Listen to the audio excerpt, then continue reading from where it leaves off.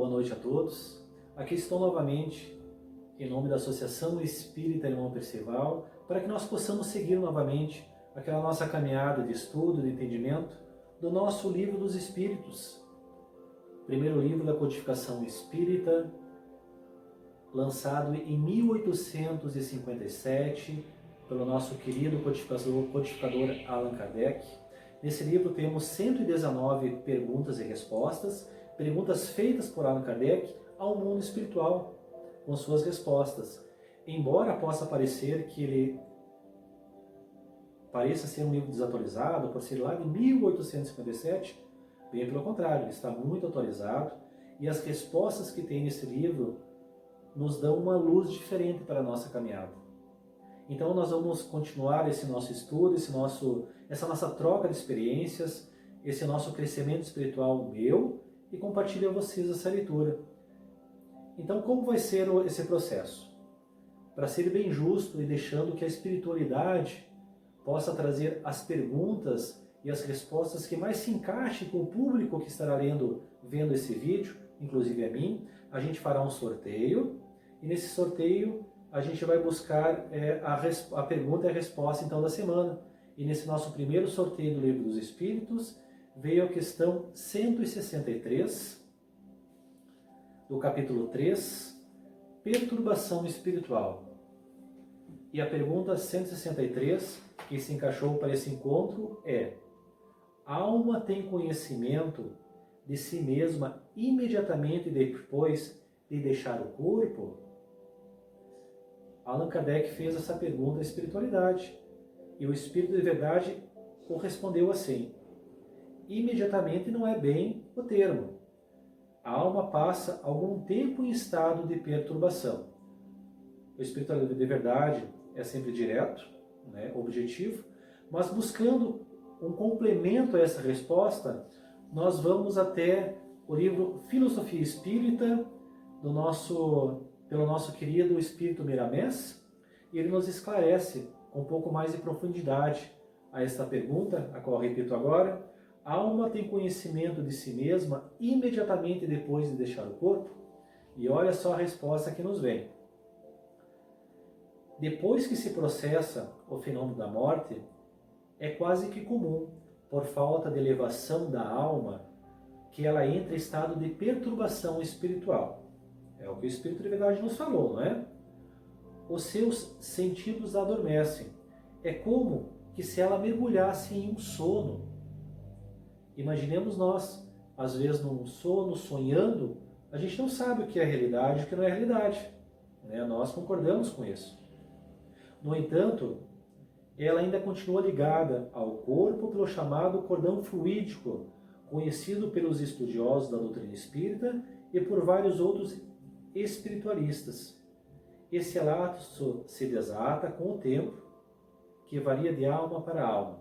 O cordão fluídico, meus amigos, é o cordão que liga o corpo físico ao nosso espírito.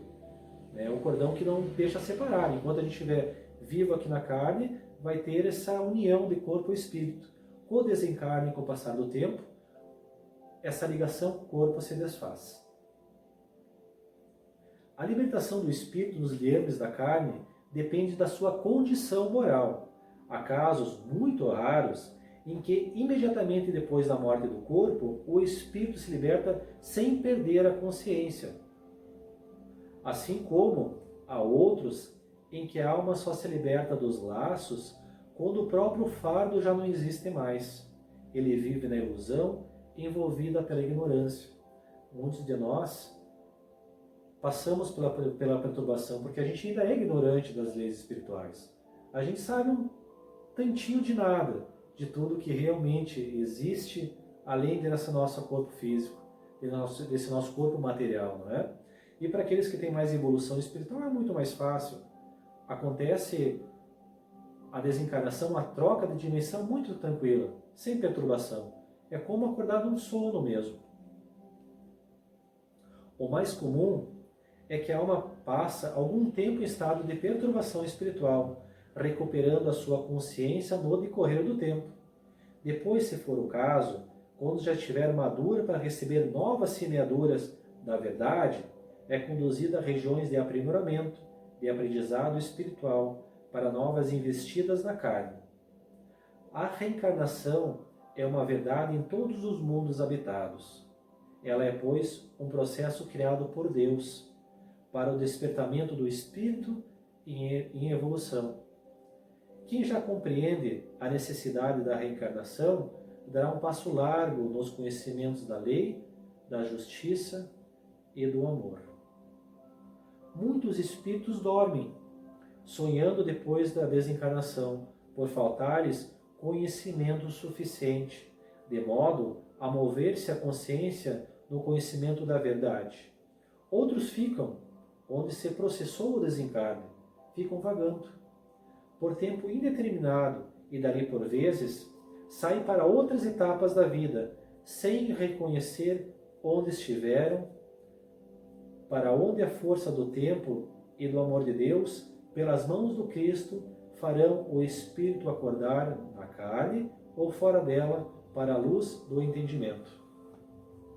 Essa é uma das missões do Evangelho de Jesus, meus amigos.